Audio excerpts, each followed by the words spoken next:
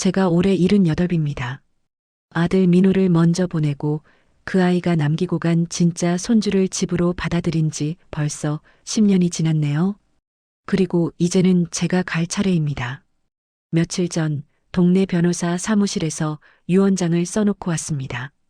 맨 마지막 줄에 이렇게 적었어요. 이 집의 상속은 피보다 마음을 기준으로 나눈다. 그 한 줄 때문에 우리 집안이 뒤집어질 겁니다. 그 한 줄 때문에 20년 동안 숨만 쉬며 살던 며느리 미진이와 필리핀에서 태어난 손주 이노가 비로소 자기 자리를 찾게 될 겁니다. 제가 오늘 이 이야기를 하는 이유는요.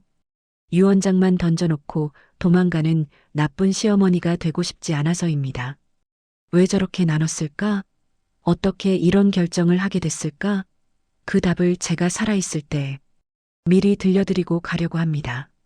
제 장례식장은 조용하지 않을 겁니다. 속으로 벼르던 말들이 하얀 국화 사이를 뚫고 튀어나오겠지요. 엄마, 집은 그래도 자식들이 나눠야죠. 고모, 그래도 우리가 핏줄이잖아요. 할머니 전 아무것도 안 받아도 됩니다. 대신 제 영정사진 앞에 며느리 미진이, 손주 이노, 시누이 셋, 친척들까지 모여 있을 겁니다. 그때 검정 양복 입은 변호사가 하얀 봉투를 꺼냅니다. 제가 맡겨둔 유언장입니다. 피보다 마음을 기준으로 나눈다 그 문장이 읽히는 순간 눈을 부릅뜨는 사람, 바닥만 응시하는 사람, 울음을 터뜨리는 사람, 허탈하게 웃는 사람, 그 중에서 제일 조용한 얼굴이 누구일까요? 바로 우리 며느리 미진이입니다. 그리고 그 옆에서 두 손을 가지런히 모으고 서 있는 까무잡잡한 피부의 청년. 제 아들 민호의 진짜 핏줄, 이노입니다. 10년 전 이노가 친자 확인서를 들고 우리 집 현관에 서 있던 날이 아직도 생생합니다. 밥은 먹었니?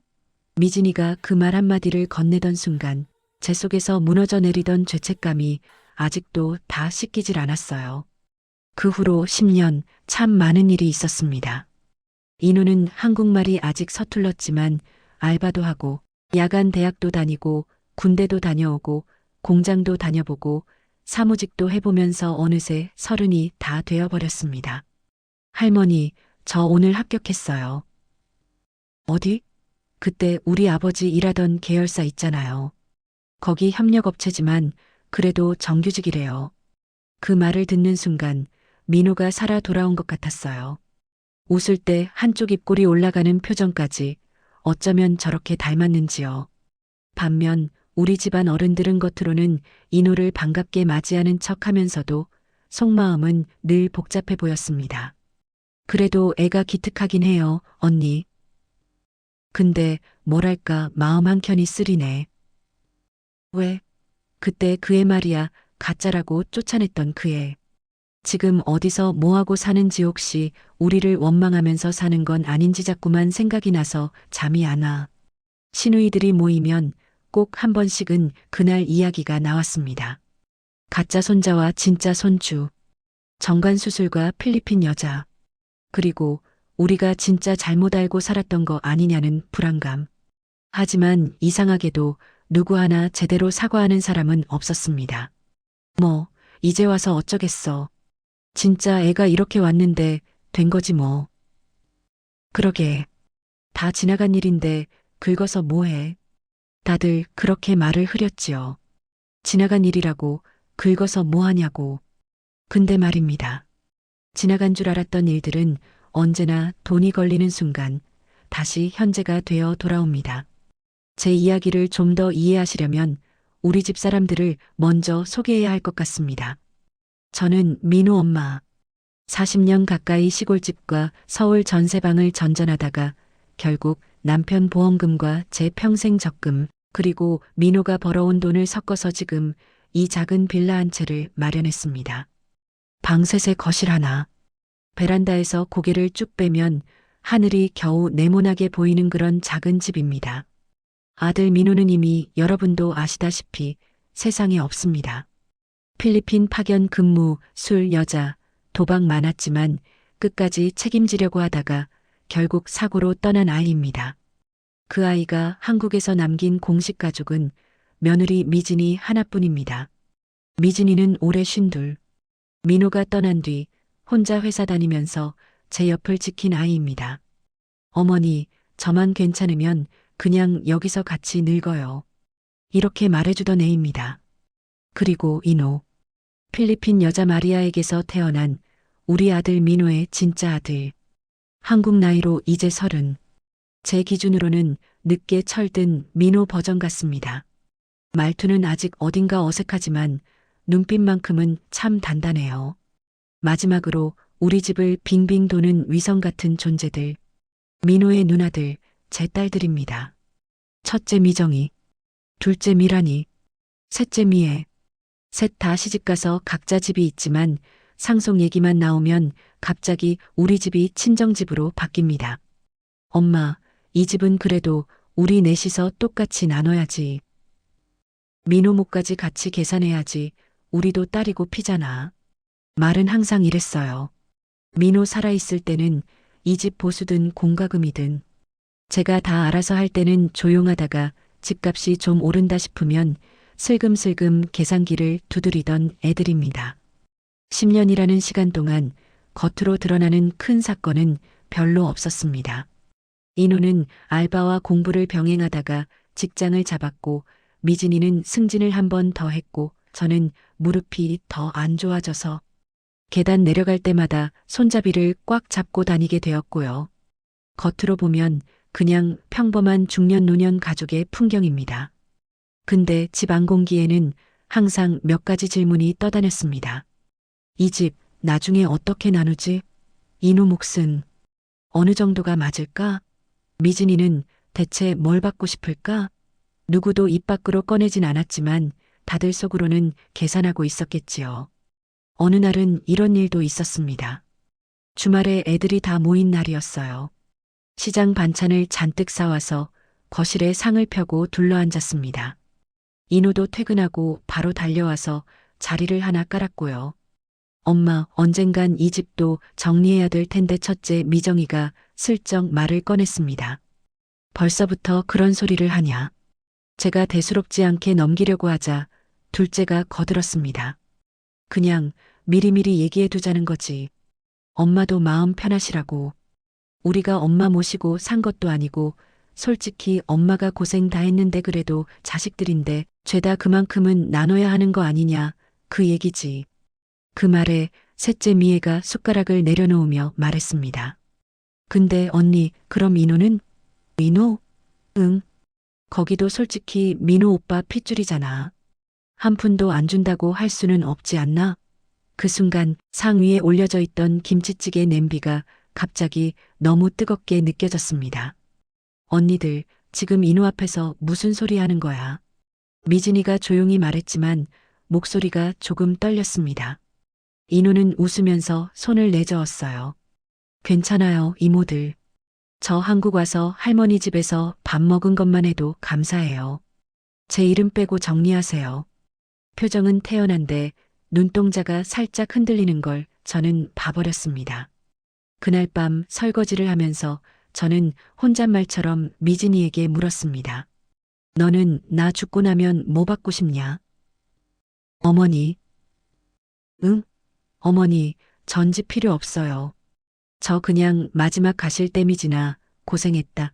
딱 그 한마디만 그것만 들으면 돼요. 그 말을 듣는데 손에 쥔 그릇이 미끄러질 뻔했습니다. 그리고 그날 밤 저는 처음으로 진지하게 생각했습니다. 이 집을 어떻게 나눠야 진짜 공평한 걸까? 피로만 따지면 딸 셋과 손주 하나, 넷이서 나누는 게 맞겠지요. 하지만 마음으로 따지면 과연 그렇습니까?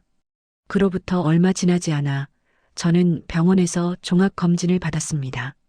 나이가 나이인지라 여기저기 찍어보고 피도 뽑고 반나절을 병원에서 보냈지요. 며칠 뒤 미진이가 같이 결과를 들으러 가자고 해서 병원에 다시 갔습니다. 의사가 하얀 종이를 쭉 펼쳐놓고 이것저것 설명을 하기 시작했습니다. 여기 보시면요. 이 수치가 조금 높습니다. 그럼 어때요? 괜찮은 거예요? 지금 당장 큰일 난 건 아닌데요. 연세 생각하면 앞으로는 혹시 모를 상황에 대비를 하셔야 합니다. 의사는 그 특유의 돌려 말하는 언어로 이번 생 끝이 안 멀었다는 말을 정중하게 전해주더군요. 집으로 돌아오는 길 버스 창밖을 보면서 저는 이상하게도 슬프지가 않았습니다. 그저 조금 서운하고 조금 홀가분했습니다. 그래, 나도 이제 갈 때가 된 거지 뭐. 문제는 내가 간 다음 애들 싸우는 거네. 그때 버스 안 스피커에서 이런 안내가 나왔습니다. 상속증여 상담, 가족 분쟁 예방, 지금 바로 전화하세요. 누가 틀어놓은 라디오 광고였는데 그 짧은 문장이 제 귀에 꽂혔습니다. 상속 분쟁 예방. 며칠 뒤 저는 동네에 새로 생긴 법률사무소를 찾아갔습니다. 간판에는 이렇게 적혀 있었어요. 법률사무소 가사상속 전문. 사무실 문을 열자 정장을 입은 젊은 변호사가 일어나 인사를 했습니다. 어머님, 여기 처음 오셨죠? 예, 좀 상의를 드릴 게 있어서요. 네, 편하게 말씀해 보세요. 저는 제 인생을, 아니, 우리 집안을 몇 줄로 요약해서 들려줘야 했습니다. 아들이 하나 있었는데 먼저 갔고요. 며느리 하나랑 딸 셋이 있고요. 그리고 필리핀에서 태어난 손주가 하나 있습니다. 변호사는 열심히 메모를 했습니다. 집은요? 지금 살고 있는 빌라 한 채. 다른 재산은요? 큰 건 없어요. 은행에 조금 장례 치르고 나면 남을지 모르겠네. 그는 잠시 생각하더니 조심스레 물었습니다. 혹시 마음속으로 이 사람에게는 꼭 이렇게 주고 싶다 하는 기준이 있으세요? 예를 들어, 누구에게는 조금 더, 누구에게는 덜 그런 거요. 저는 한숨을 길게 내쉬었습니다. 아이고, 그게 문제죠. 피로만 따지면 다 자식이고 다 손주인데. 근데 또 마음으로 따지면 평생 제 곁을 지킨 사람이 있고 뒤늦게라도 찾아와서 자기 목 책임지려 하는 애가 있고 또 겉으로는 잘해도 계산기부터 두드리는 애들도 있고요. 변호사가 웃지 못해 웃는 표정을 지었습니다. 어머님 같은 고민하시는 분 정말 많아요. 요즘은 그래서요, 기여분이라고 해서 실제로 부모님께 얼마나 기여했느냐를 기준으로 나누기도 합니다. 기여분. 처음 들어보는 말인데 묘하게 마음에 남았습니다. 근데 어머님. 네. 이건 법적인 얘기고요. 진짜 문제는 어머님 마음이잖아요. 어머님이 이게 공평하다고 느끼시는 기준이 뭐냐, 그걸 정하셔야 해요. 그때 제 입에서 이런 말이 나왔습니다. 저는요, 피보다 마음을 믿고 싶어요. 네. 피야, 어쩔 수 없이 타고나는 거지만 마음은 자기 선택이잖아요. 피라고 다 가족은 아니라는 걸 제가 평생 살면서 너무 많이 봐서요. 변호사는 잠시 저를 바라보더니 천천히 고개를 끄덕였습니다. 그럼 유언장을 그렇게 쓰시면 됩니다. 법적인 테두리 안에서 어머님 기준대로요. 그날 저는 처음으로 이 집의 상속은 피보다 마음을 기준으로 나눈다는 말을 머릿속으로 정리했습니다. 집으로 돌아온 뒤 밤늦게까지 잠이 오지 않았습니다.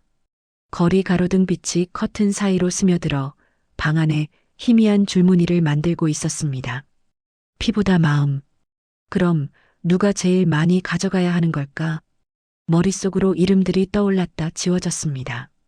미진이, 민호, 미정이, 미란이, 미애. 그리고 그 이름들 사이에 또 하나의 이름이 끼어들었습니다. 민호. 민호야. 내가 살았으면 이런 고민 안 해도 됐을 텐데. 내가 남기고 간 사람들이 너무 복잡하구나.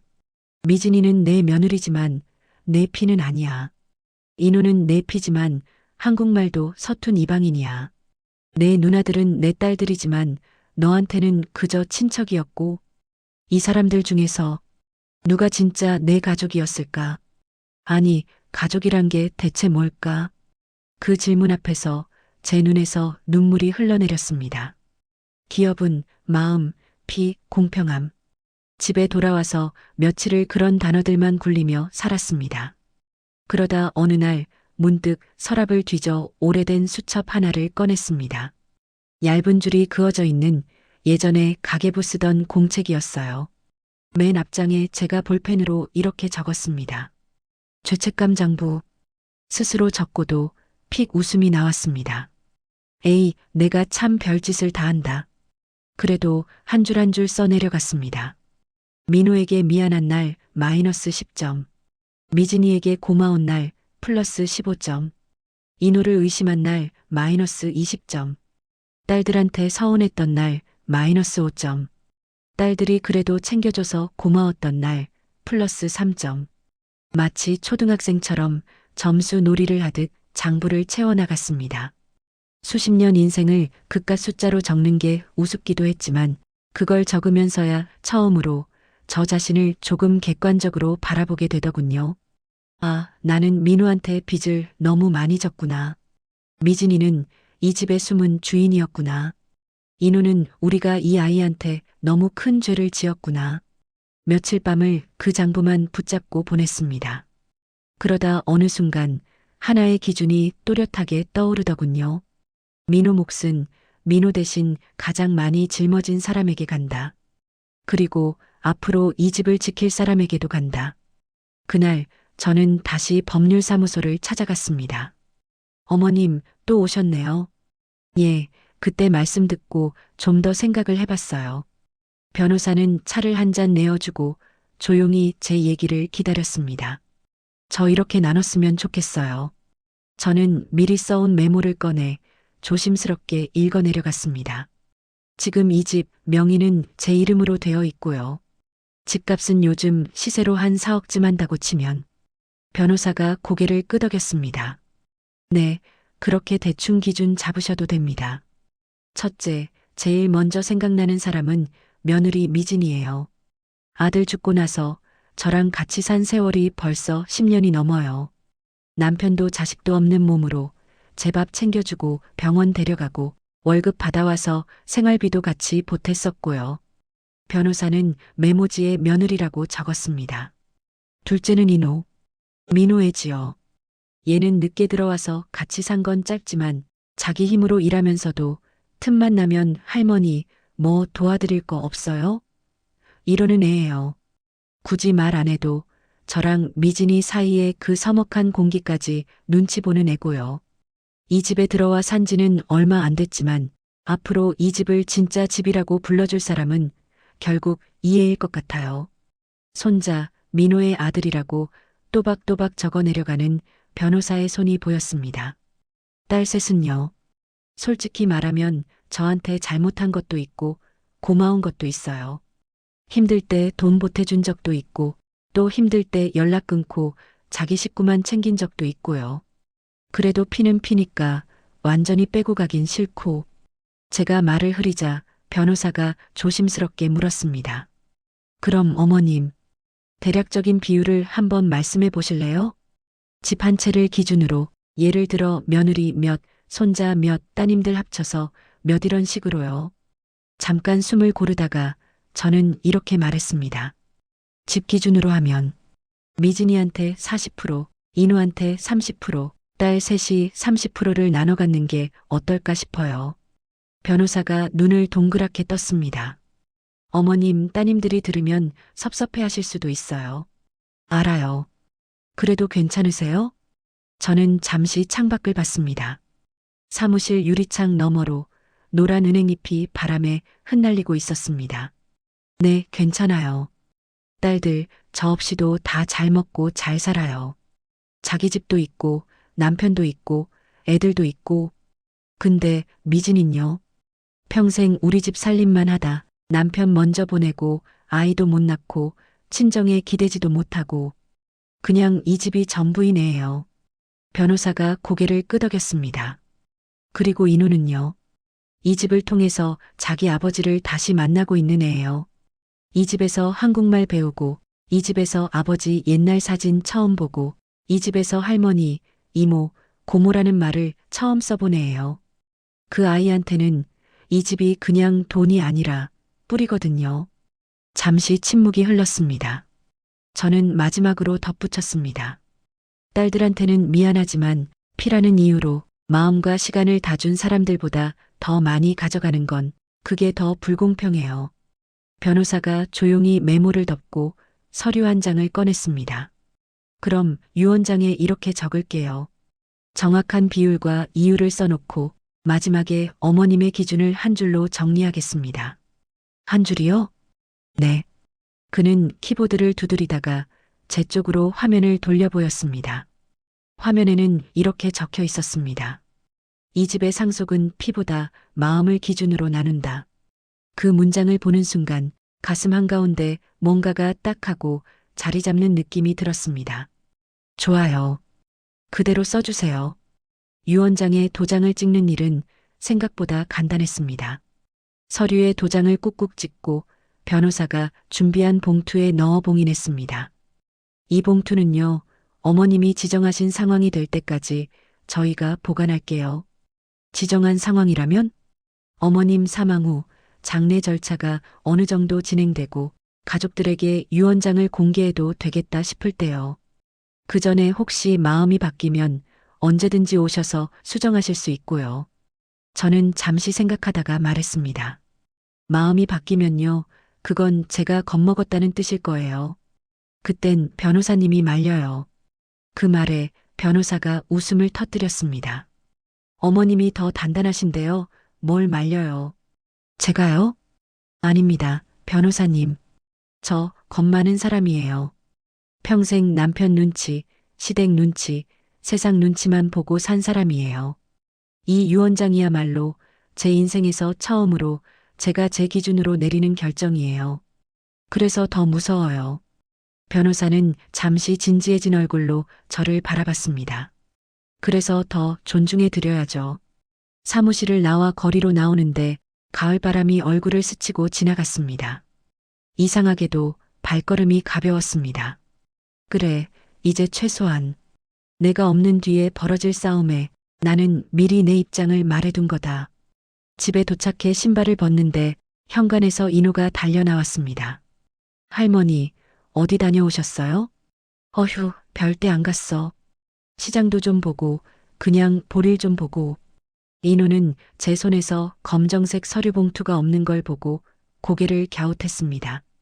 할머니, 무슨 상담 같은 거 하셨어요? 야, 내가 그런 건 뭐하러 궁금해해. 어른들 일이지. 네, 알겠어요. 근데 할머니, 응? 그냥 뭔지 몰라도 할머니 마음이 편해지는 일이라면 저도 좋습니다. 그 말에 괜히 눈이 시큰해졌습니다. 이놈이 말은 또 왜 이렇게 잘해? 유언장을 쓰고 나서부터 제 마음은 조금 단단해졌지만 집안 공기는 오히려 더 예민해졌습니다. 어느 날은 이런 일이 있었습니다. 저녁 식사 후 설거지를 하던 미진이에게 제가 말을 꺼냈습니다. 미진아, 네 어머니, 너 혹시 퇴직하면 뭐 하고 싶냐? 퇴직이요? 그건 왜 물으세요? 아니, 그냥 사람이 노후 준비도 해야지. 미진이는 고무장갑을 벗으며 잠시 생각했습니다. 전요. 퇴직하면 이 집 베란다에 화분 잔뜩 놓고 가끔 동네 경로당 가서 봉사도 하고 시간 나면 인호밥도 챙겨주고 그렇게 살고 싶어요. 경로당은 내가 갈 텐데 넌 왜 거길 가냐? 어머니가 안 계실 수도 있잖아요. 툭 떨어지는 그 말에 제 심장이 순간 덜컥 내려앉았습니다. 그런 소리를 왜 해? 사람 일이란 게 그렇죠, 뭐. 어머니도 저도 인호도 언제 어디서 어떻게 될지 모르니까 그냥 있는 동안 잘해드리고 잘해주고 싶어요. 이 아이는 상속이니 집이니 그런 말은 한 번도 입에 올린 적이 없었습니다. 그냥 있는 동안 잘해주고 싶다는 말만 반복했습니다. 반면 딸들은 달랐습니다. 어느 주말 딸 셋이 한나란 씨에 찾아온 날이 있었어요. 입구에서부터 왁자지껄 소리가 들렸습니다. 엄마, 나왔어. 우리도 도착? 거실에 모여 앉자 자연스럽게 이런 얘기가 나왔습니다. 엄마, 근데 요즘 계속 이 집에 인호가 같이 산다며? 그래, 그게 왜? 그럼 나중에 상속받을 때 복잡해지는 거 아니야? 무슨 소리냐? 둘째 미란이가 팔짱을 끼고 말했습니다. 아니, 그냥 그렇다고. 요즘 뉴스 봐도 갑자기 어디서 자식 나왔다 하면서 상속 싸움 나는 집들 많더라고.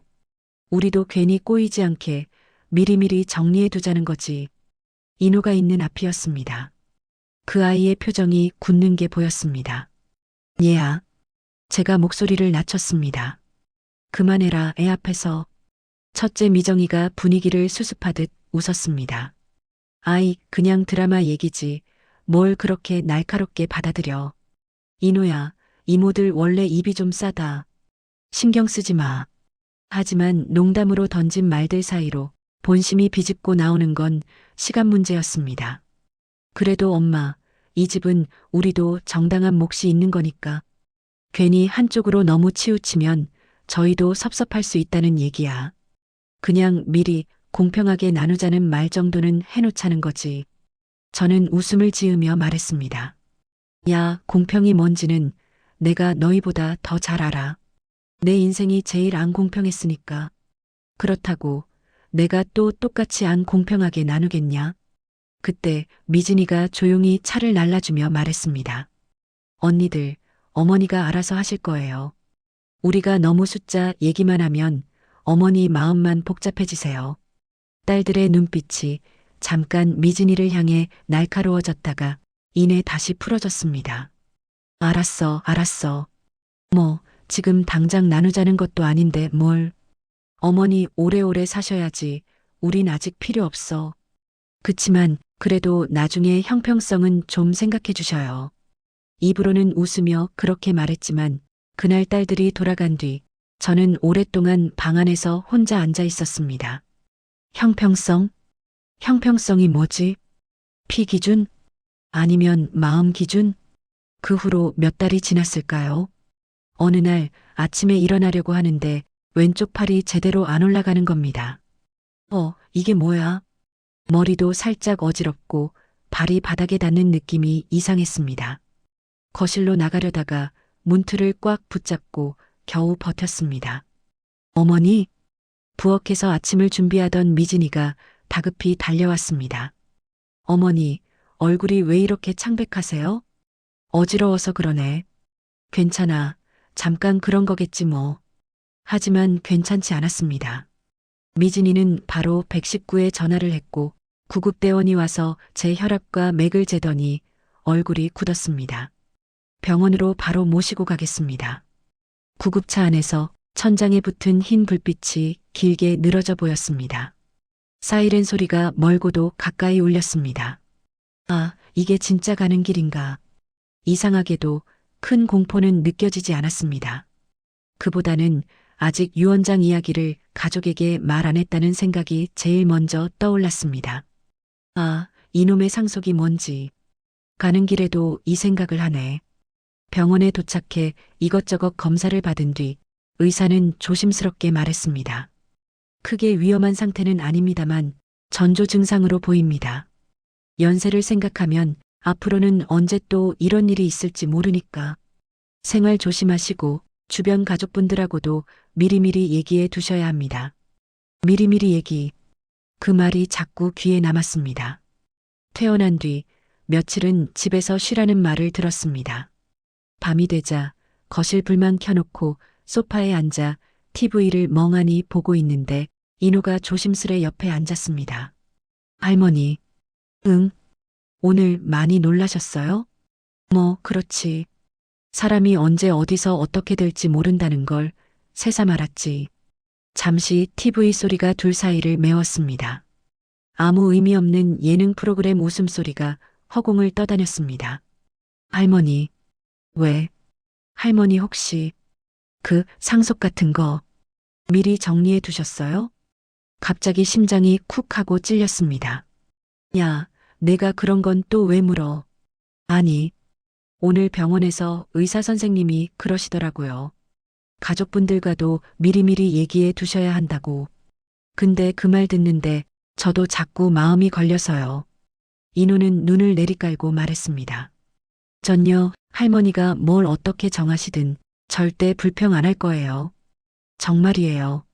근데 할머니 마음속에서 혹시라도 이 손주가 혹시 뭐 바라는 게 있나 그런 걱정은 안 하셨으면 좋겠어요. 제가 그를 바라봤습니다. 너는 진짜로 아무것도 안 바란다냐? 인호는 잠시 침을 삼키더니 조금 망설이며 말했습니다. 하나 있긴 해요. 뭐? 상속이 아니라 자리요. 자리? 네.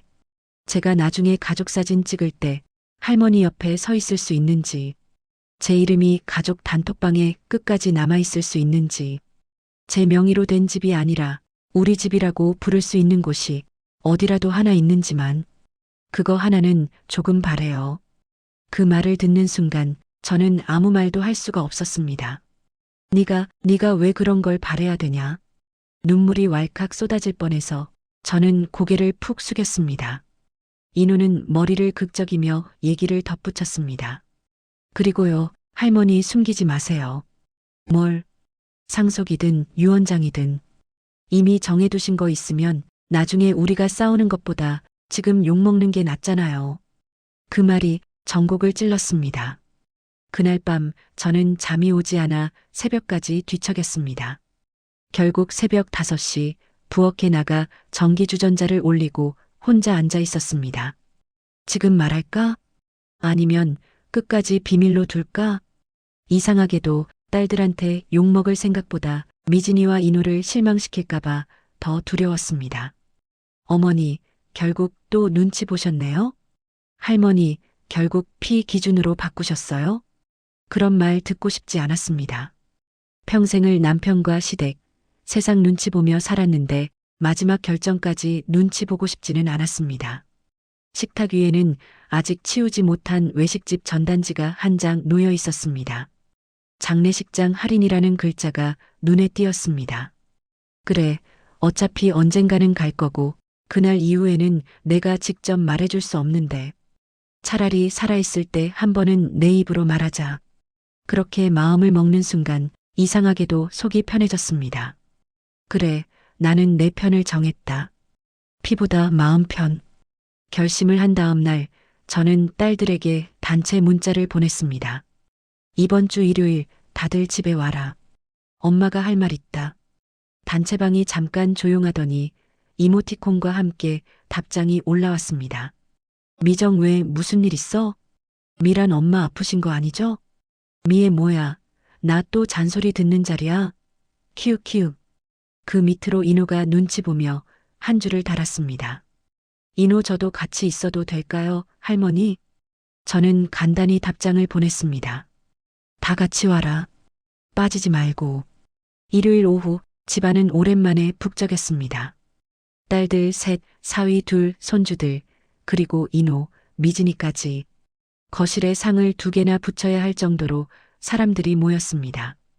엄마, 이렇게 다 불러 모으고 그러셨어요? 무슨 날이야? 무슨 날은 니들 얼굴 좀 보자는 날이지. 저는 일부러 평소보다 반찬을 더 많이 준비했습니다. 잡채에 갈비찜, 전, 나물까지. 마치 명절처럼요. 밥을 어느 정도 먹고 웃음소리가 조금 잦아들었을 때 저는 숟가락을 내려놓고 말했습니다. 야, 너희. 엄마 말 좀 들어라. 그 말에 거실이 조금 조용해졌습니다. TV도 껐습니다. 엄마, 왜 그래요? 무슨 일 있어요? 첫째 미정이가 눈치를 봤습니다. 큰일은 아니다. 근데 큰일이 나기 전에 하는 말이다. 그 말에 몇몇 얼굴이 굳어졌습니다. 인호도 허리를 곧게 세웠고 미진이는 제 눈을 한번 쳐다보고는 조용히 물컵을 챙겨 제 앞에 놔줬습니다. 야, 너희도 알다시피 나도 이제 나이가 적지는 않다. 언젠가는 갈 날이 올 거고 그때 너희가 싸우지 않게 하려고 미리 내 생각을 말해두고 싶다. 둘째 미란이가 미소를 지으며 말했습니다. 엄마, 누가 싸운대요? 우리가 다 어른이야. 엄마 걱정 너무 많이 하시네. 셋째 미애가 툭 덧붙였습니다. 그래도 미리 말씀해 주시는 건 좋죠. 나중에 몰랐다 소리 안 나오게. 저는 숨을 한번 고르고 천천히 말을 꺼냈습니다. 나는 이 집을 나눌 때 피보다는 마음을 기준으로 나눌 거다.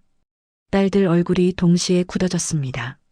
사위 둘이 눈치를 보며 물컵만 만지작거렸고 손주들은 무슨 말인지 몰라 서로를 쳐다봤습니다. 엄마, 그게 무슨 말이에요? 그게 말 그대로다. 누가 얼마나 피가 진하냐보다는 누가 이 집을 얼마나 마음으로 지켰는지, 누가 나랑 얼마나 같이 있어줬는지, 그걸 기준으로 나누겠다는 거다. 둘째 미란이가 조심스럽게 물었습니다. 그럼 그 기준은 엄마 마음속에만 있는 거죠? 그렇지.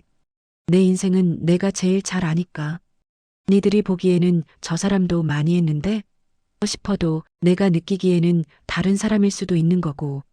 첫째 미정이가 웃음 섞인 목소리로 말했습니다. 엄마, 우리한테 너희는 덜했다. 이런 얘기 들려주려고 부르신 거예요? 야, 내가 언제 그런 말까지 했냐?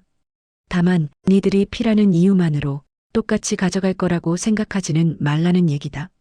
셋째 미애가 그제야 본심을 꺼냈습니다. 엄마, 그럼 인호목도 생각하고 계신 거예요? 모든 시선이 인호에게로 쏠렸습니다.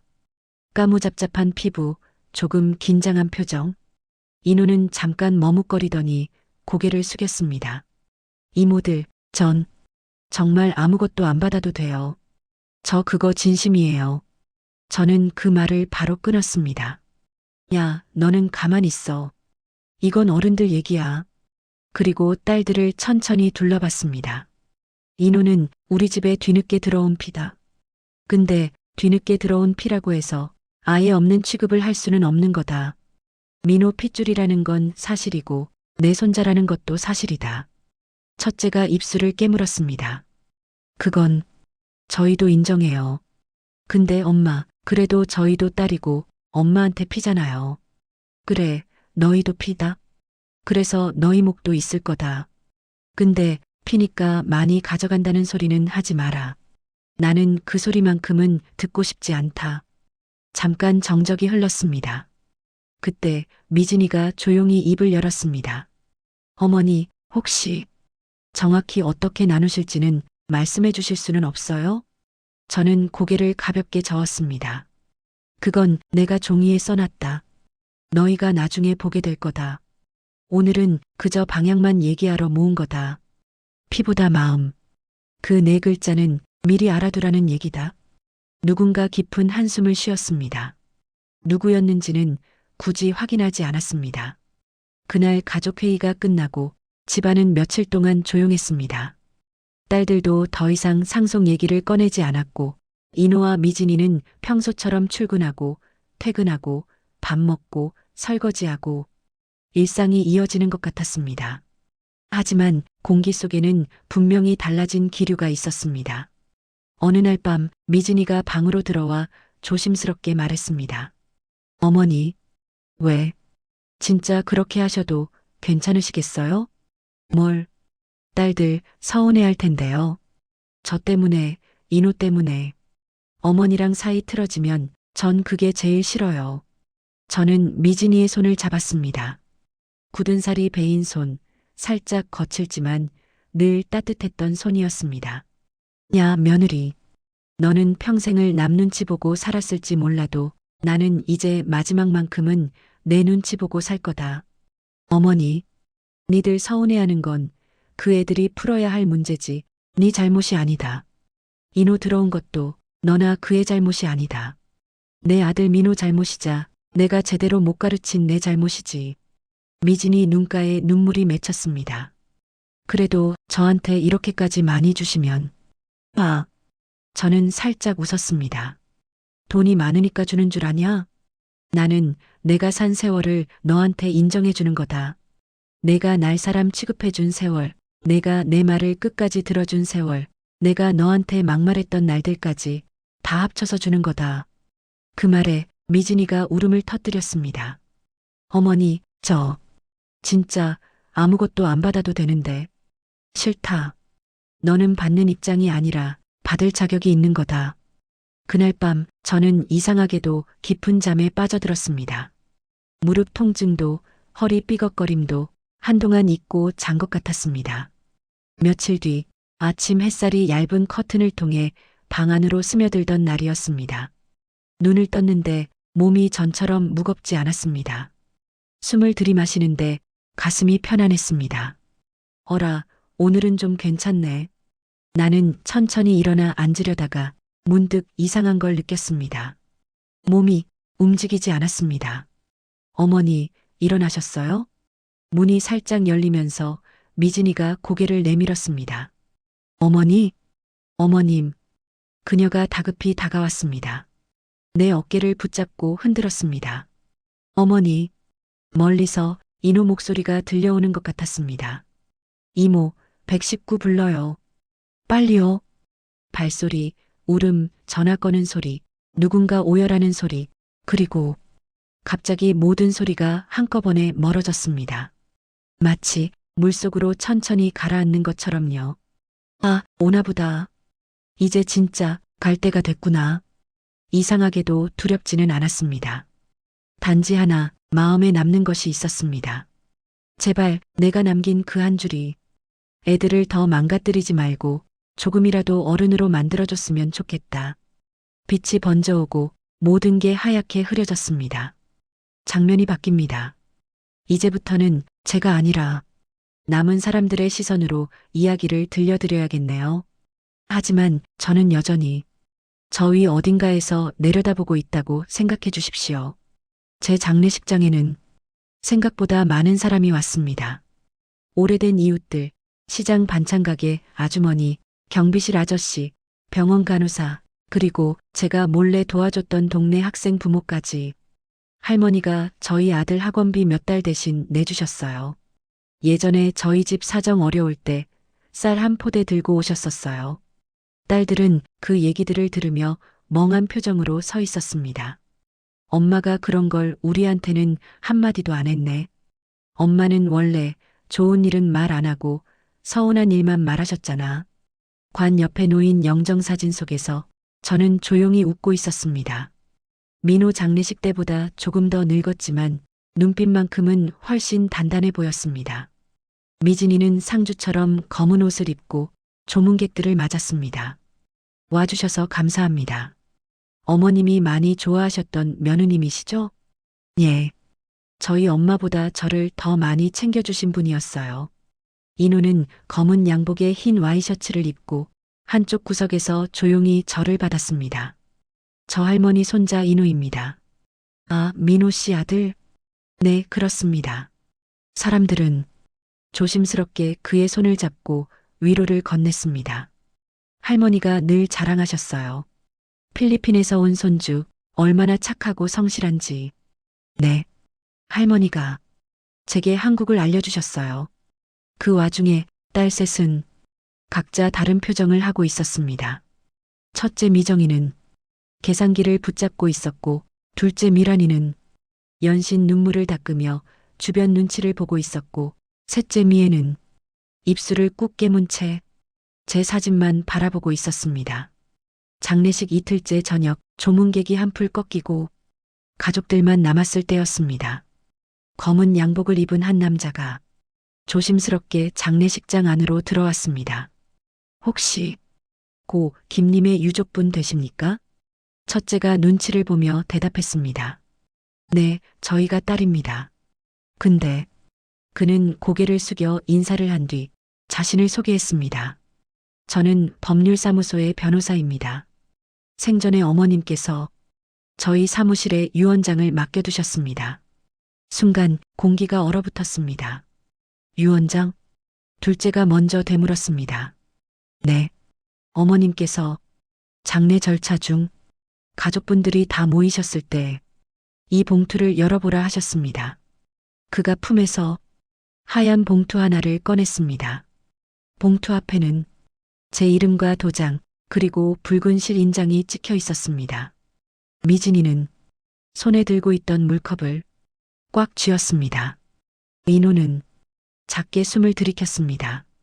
딸 셋은 서로의 눈치를 보다가 마침내 첫째가 말했습니다. 지금 열어도 되나요? 네. 어머님께서는 사람들 다 있을 때 서로 얼굴 보고 읽어라고 하셨습니다. 사람들은 장례식장 한켠에 작은 자리를 만들었습니다. 상위에 봉투를 올려놓고 가족들이 둥글게 둘러앉았습니다. 미진이와 인호는 조금 뒤쪽에 앉으려 했지만 변호사가 조용히 말했습니다. 어머님께서 며느님과 손자분도 반드시 함께 듣게 해달라고 하셨습니다. 가까이 앉으셔도 됩니다. 그 말에 둘은 상 가까이로 자리를 옮겼습니다. 붉은 실이 끊어지고 봉투가 열렸습니다. 변호사가 서류를 꺼내 조심스럽게 펼쳤습니다. 그리고 차분한 목소리로 글을 읽어나갔습니다. 본인은 정신이 온전한 상태에서 다음과 같이 유언합니다.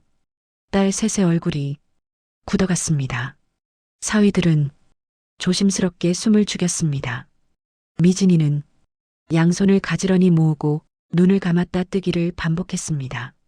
인호는 입술을 꾹 깨물었습니다. 변호사는 본론에 들어가기 전에 적힌 제 인사말부터 읽었습니다.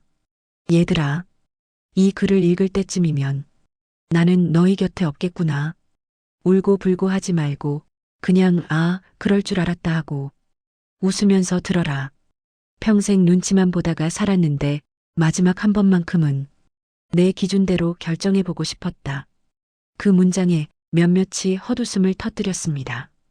그 웃음 속에는 슬픔과 서운함, 두려움이 뒤섞여 있었습니다.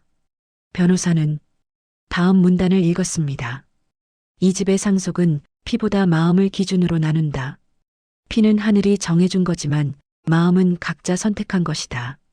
나는 내 노년에 내 옆에 있어준 마음, 내 옆에서 욕도 듣고 눈물도 닦아준 마음을 높게 평가하기로 했다.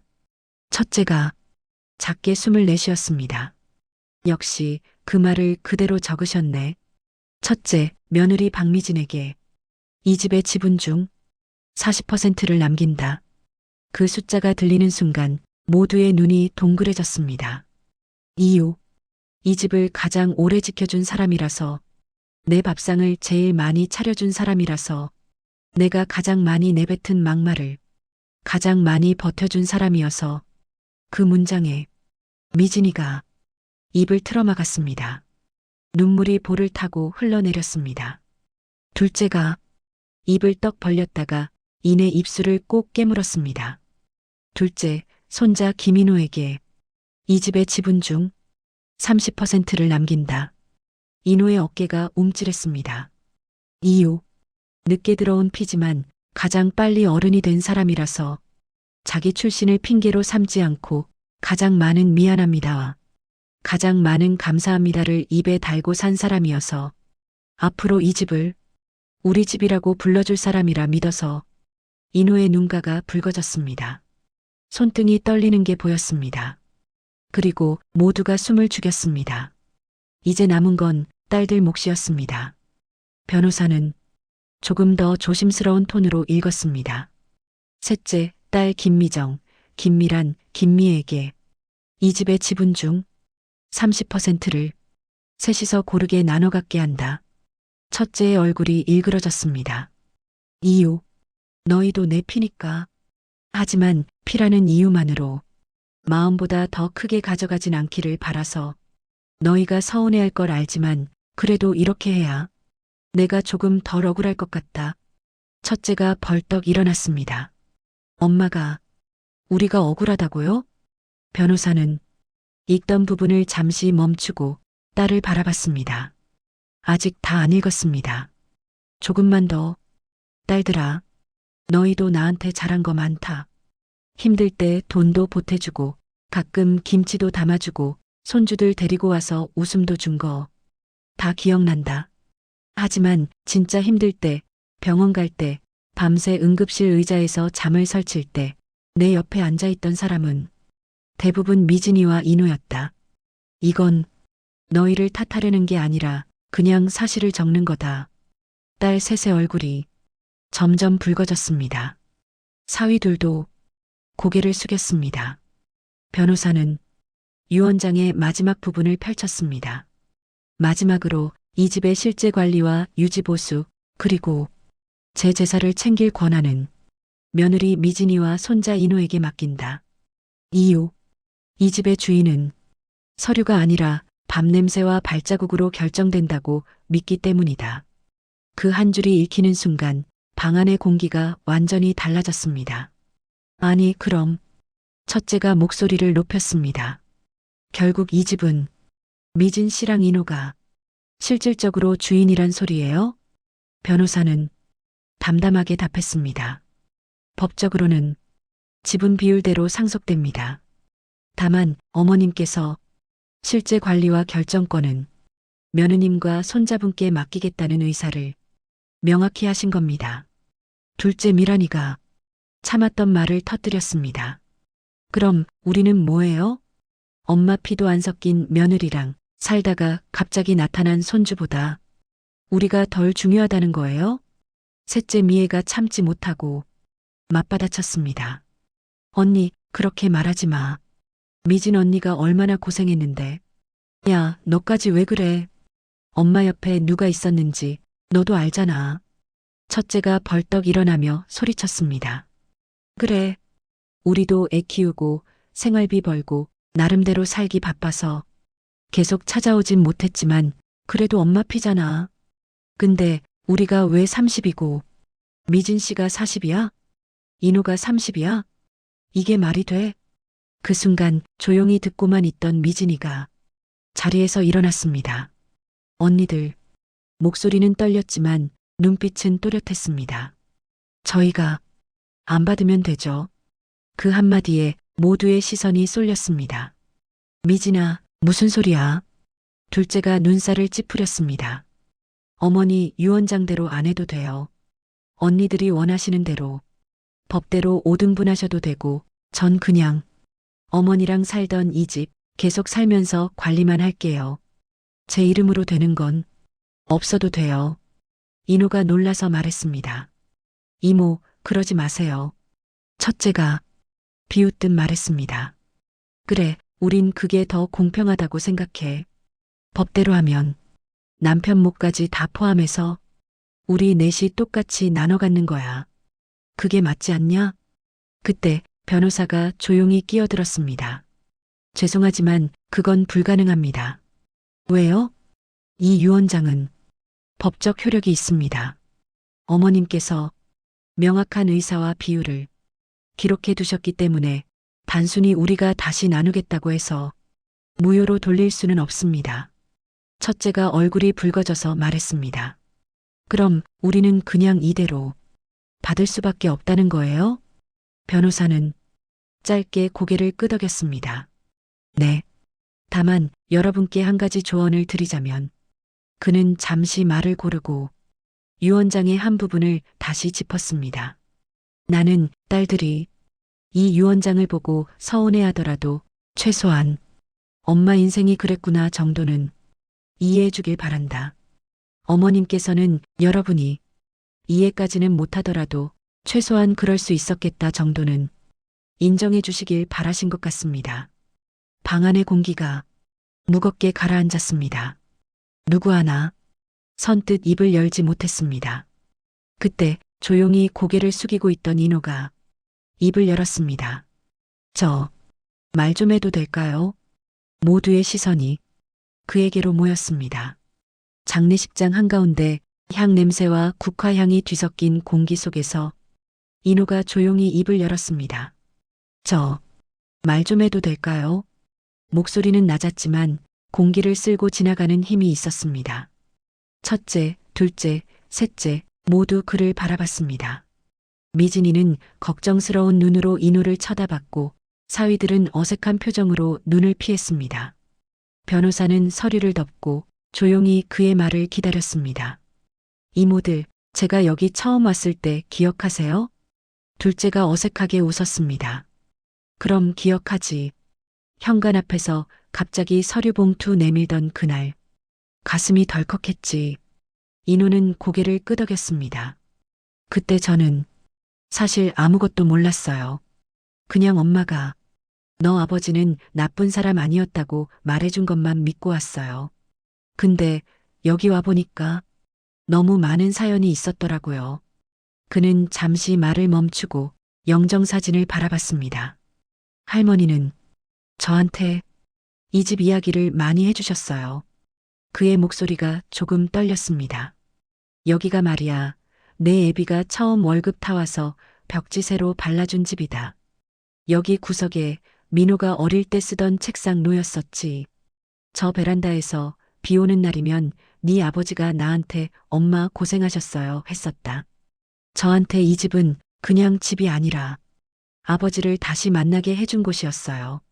그리고 할머니가 마지막까지 내가 어디 소속인지 알려준 곳이었고요. 그는 딸들을 바라봤습니다. 이모들, 제가 감히 이런 말 해도 되는지 모르겠지만 전 이 집 때문에 싸우는 손자가 되고 싶지 않습니다. 첫째가 인상을 썼습니다. 우리가 싸운 거였니? 아니요. 근데 방금까지 분위기가 누가 더 많이 가져가야 공평하냐였잖아요. 인우는 숨을 한번 고르고 차분하게 말을 이어갔습니다. 전요. 할머니가 남겨주신 것 중에 제일 큰 상속은 지분 30%가 아니라 제 이름이 이 집 족보에 올라간 거라고 생각해요. 민호 아들 김인호라고. 그 말에 셋째 미애가 살짝 눈을 내리깔았습니다. 그래서요. 지분이 30이든 3이든 0이든 정말 상관없어요. 정말입니다. 근데 한 가지만은 지켜주셨으면 좋겠습니다. 둘째가 물었습니다. 뭔데? 할머니가 마지막에 용기 내서 쓰신 이 문장만큼은 없던 걸로 만들지 말아주세요. 이 집의 상속은 피보다 마음을 기준으로 나눈다. 저는 할머니가 이 한 줄 쓰시기까지 얼마나 고민하셨는지 봤어요. 며칠 동안 잠 못 주무시고 서랍 여닫으면서 옛날 공책 들춰보시고 혼자 이게 맞나 중얼거리셨거든요. 그제야 딸 셋의 눈빛이 조금 흔들렸습니다. 민호는 조금 더 깊게 고개를 숙였습니다. 제가 드리고 싶은 말은 할머니 기준이 틀렸다고 말하지 말아달라는 겁니다. 이해는 안 되지만 그래도 이 사람 인생이 이랬구나. 그 정도만 인정해 주셔도 전 그걸로 충분해요. 조용한 장례식장에서 향이 타들어가는 소리까지 들리는 듯 했습니다. 인호의 말이 끝나자 잠깐의 침묵이 찾아왔습니다. 그 침묵 속에서 첫째가 입을 열었습니다. 그래, 내 말 맞는 말이야. 그녀의 목소리는 놀라울 만큼 담담했습니다. 하지만 눈빛은 흔들리고 있었습니다. 우리가 엄마 인생 다 안다고 할 수는 없지. 어쩌면 엄마가 느끼셨던 외로움이나 서운함, 우리는 절반도 모르고 살았을 거고. 둘째가 맞장구 쳤습니다. 맞아. 우리도 애 키우고 살다 보면 부모님 생각하면서도 전화 한 통 못할 때 많잖아. 그러나 그 다음 순간 첫째의 목소리가 확 올라갔습니다. 근데 그렇다고 해서 우리가 나쁜 자식이었던 건 아니잖아. 눈물이 눈가에 차올랐습니다. 우리도 나름대로 한다고 했어. 엄마 수술하셨을 때 내가 병원비 제일 많이 냈고, 둘째 너는 애들 학원비 아끼면서도 용돈 챙겨드렸고, 셋째 너는 김장철마다 김치 담가다 날랐잖아. 둘째도 울음을 터뜨렸습니다. 나도 솔직히 서운해. 엄마한테 혼난 기억만 많지 고맙다는 말 거의 들은 적 없어서. 근데 이렇게 유언장까지 너희는 덜 했다라고 공식으로 남겨버리시면 우린 어디 가서 하소연해. 셋째가 눈물을 뚝뚝 흘리며 말했습니다. 언니들, 엄마가 우리가 덜 사랑해서 이러신 건 아닐 거야. 첫째가 소리쳤습니다. 그럼 뭐야? 우리는 뭐고 미진 씨랑 인우는 뭐냐고. 그 순간 미진이가 조용히 고개를 숙였습니다. 죄송합니다, 언니들. 내가 왜 사과를 해? 제가 어머니 마지막까지 곁에 있었던 건 사실이니까요. 그게 언니들 마음을 건드릴 수 있다는 것도 알아요. 그녀는 손등으로 눈물을 훔치며 계속 말했습니다. 근데 저도요. 솔직히 말씀드리면 억울한 거 많았어요. 말 안 하고 살았을 뿐이지. 딸 셋이 말을 멈추고 그녀를 바라봤습니다. 어머니가 저한테 막말하셨던 날 저도 속으로 수백 번 나도 그만두고 나가버릴까 생각했어요. 근데 그러면 어머니 혼자 남으시잖아요. 민호 오빠는 없고 딸들은 바쁘다고 못 오고. 그래서 그냥 남았어요. 21번 고르고 그녀는 솔직하게 털어놓았습니다. 저도 상속 욕심 없어요. 공평하게 나누자는 말 10번, 20번 동의할 수 있어요. 근데 어머니가 평생 처음으로 자기 기준 세우셔서 용기 내서 내린 결정이잖아요. 그걸 제가 먼저 무시하는 사람은 되고 싶지 않아요. 셋째가 고개를 숙이며 중얼거렸습니다. 엄마가 평생 남편 눈치, 시댁 눈치만 보고 사셨지. 둘째가 눈물을 닦으며 덧붙였습니다. 우리가 엄마한테 눈치 볼 줄은 몰랐네. 첫째는 입술을 꽉 깨문 채 말을 잇지 못했습니다. 그날 유언장 공개가 끝나고 장례식장은 이상한 정적 속에 잠겼습니다. 누구도 소송하겠다는 말까지는 입 밖으로 꺼내지 못했습니다. 하지만 각자의 가슴 속에서는 서운함, 분노, 죄책감이 마구 뒤섞여 요동치고 있었지요. 밤이 깊어갈 무렵 둘째 미란이가 슬그머니 말을 꺼냈습니다. 야, 근데 궁금하지 않냐? 뭐가? 엄마가 도대체 어떤 기준으로 저렇게 숫자를 매겼는지, 엄마 머릿속에는 우리가 어떻게 구분돼 있었는지 셋째가 툭 던졌습니다. 그냥 느낌대로 쓰셨겠지. 엄마 스타일 알잖아. 모든 감으로 하시던 분. 그때 인호가 조심스럽게 말했습니다. 이모들, 혹시 할머니 방 서랍 좀 찾아보셔도 될까요? 첫째가 눈을 흘겼습니다. 왜 또 뭐가 나와? 아마요. 나올지도 몰라요. 할머니가 저한테 잠깐 보여주셨던 노트가 하나 있거든요. 노트? 네. 이름은 죄책감 장부라고 적혀 있었어요. 딸 셋이 동시에 고개를 들었습니다. 죄책감 뭐라고? 죄책감 장부요. 할머니가 그러셨어요. 인호는 할머니 말투를 흉내내며 말했습니다.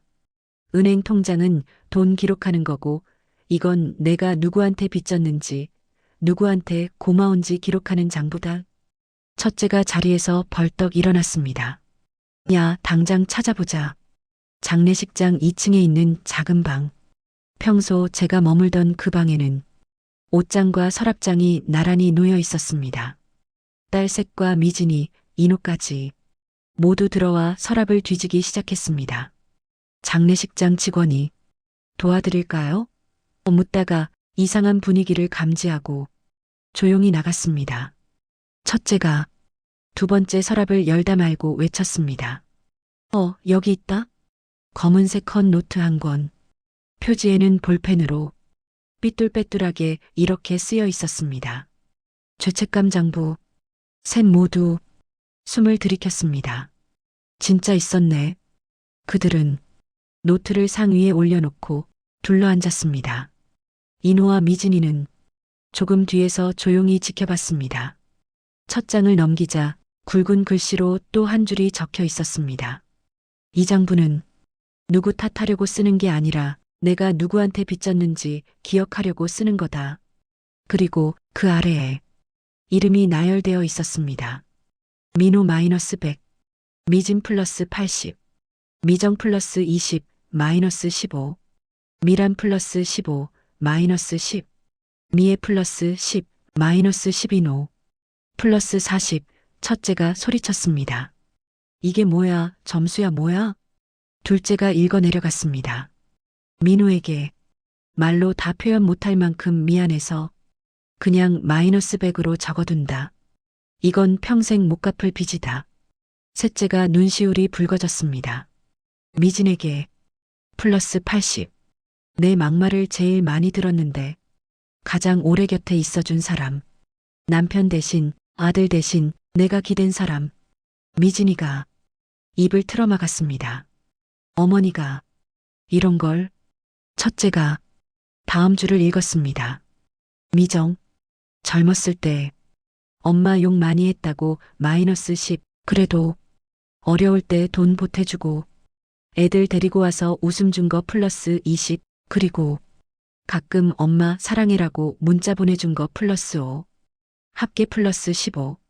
둘째가 자기 이름 부분을 찾아 읽었습니다. 미란. 자기 살기 바빠서 몇 년씩 연락 끊긴 적 있어. 마이너스 15. 그래도 김장철마다 김치 담가다 준 거 플러스 10. 큰 수술 때 병원비 도와준 거 플러스 20.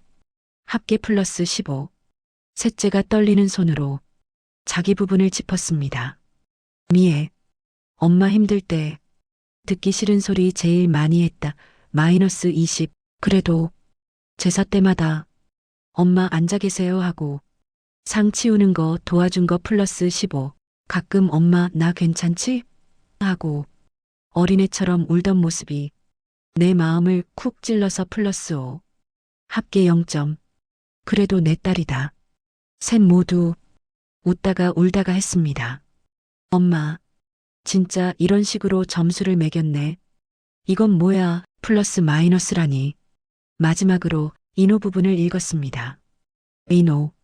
처음 왔을 때 내가 이 아이를 의심한 날 마이너스 30.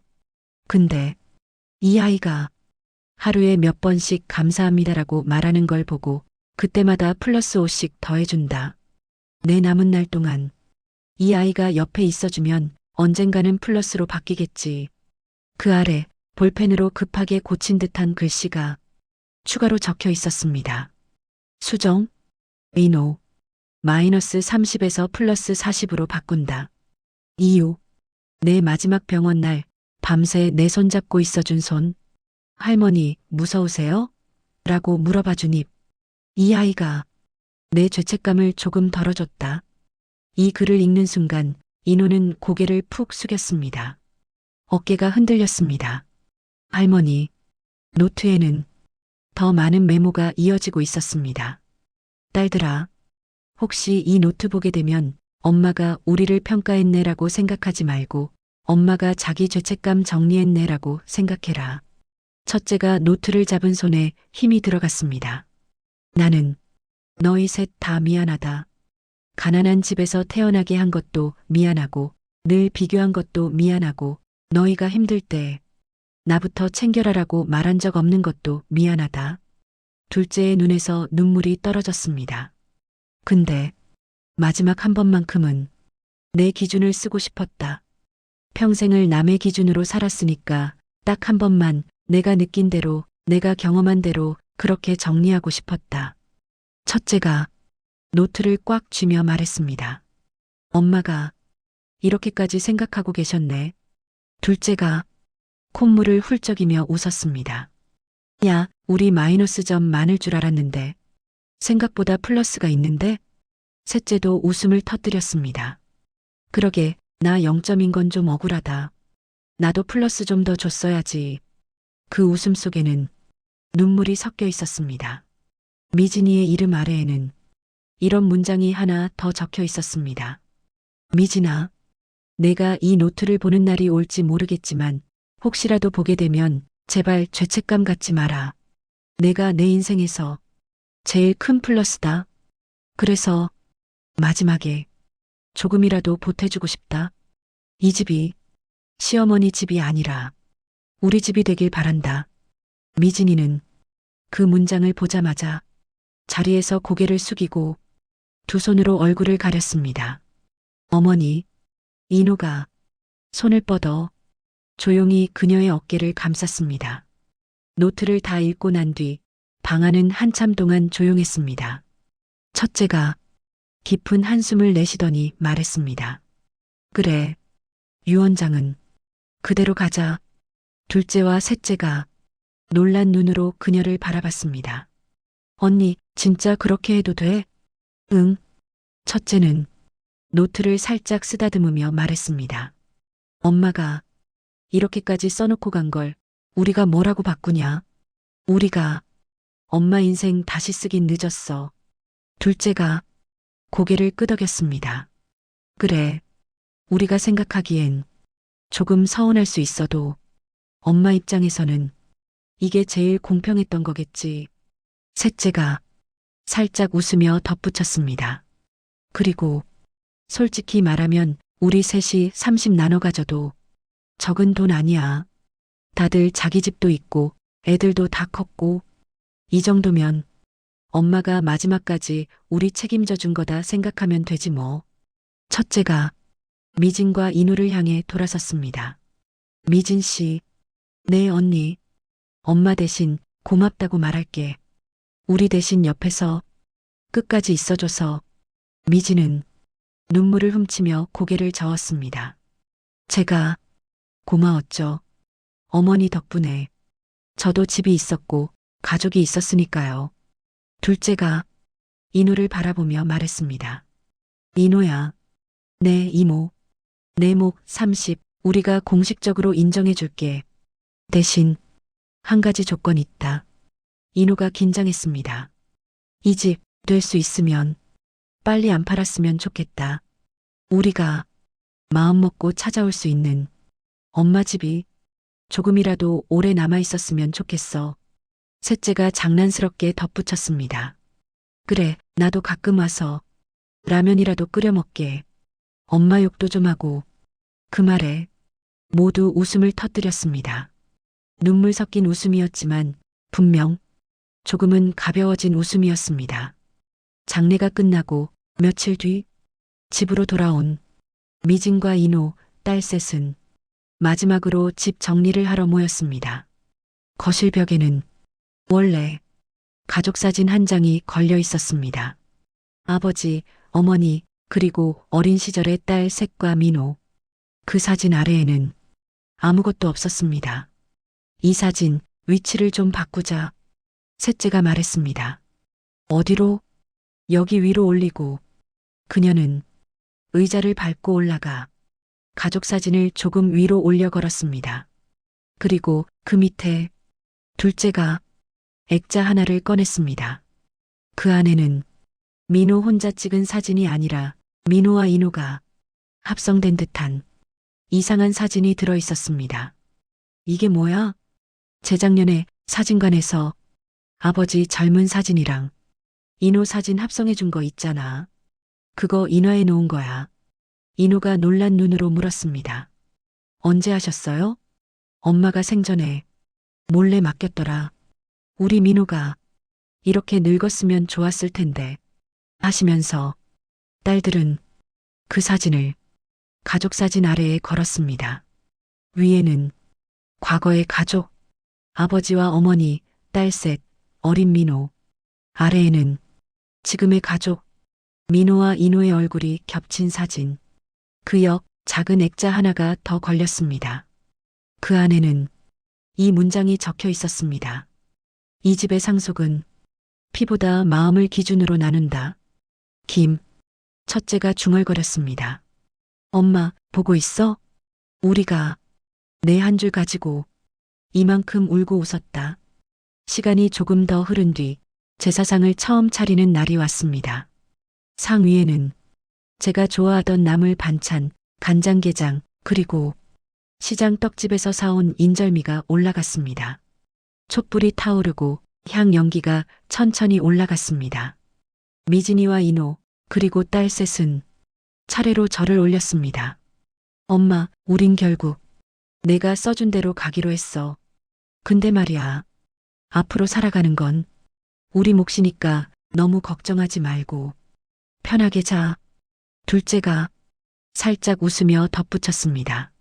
엄마, 나도 이제 죄책감 장부 하나 써볼까 한다. 남편한테, 애들한테, 그리고 엄마한테도. 나도 마지막에는 내 기준 한 줄쯤은 쓸 수 있는 어른이 되고 싶어.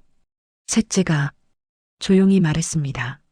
엄마, 이 집 잠깐 팔지 말고 조금만 더 지켜볼게. 여기서 인호 결혼식 상견례도 하고 우리 손주들 뛰어놀게도 하고 그러다 언젠가 정리할 날이 오겠지. 그때까지는 엄마 집으로 둘게.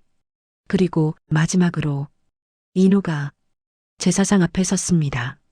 할머니, 그의 목소리는 조금 떨렸지만 또렷했습니다.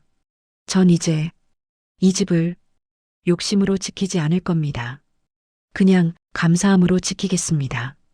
언젠가 이 집을 떠날 날이 오더라도 할머니가 써주신 이 한 줄은 어디를 가든 제 마음에 같이 가져갈게요. 피보다 마음. 촛불이 살짝 흔들렸습니다. 마치 알았다라고 대답하는 것 같았습니다.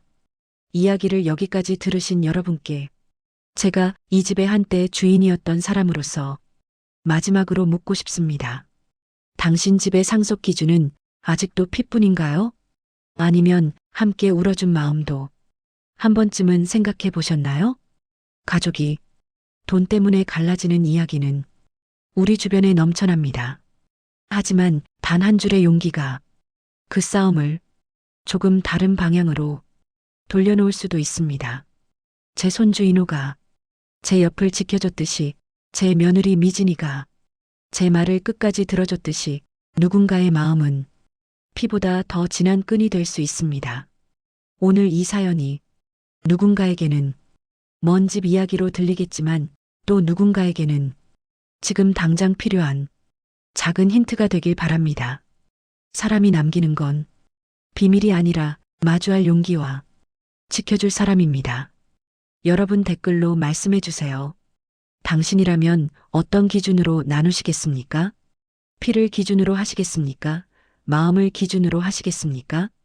그리고 이 이야기가 더 많은 분들께 전해져서 가족의 의미를 다시 한번 생각해 볼 수 있도록 구독 버튼을 눌러주시고 좋아요로 응원해 주시고 당신 집의 한 줄도 언젠가 여기서 함께 나눌 수 있기를 바랍니다.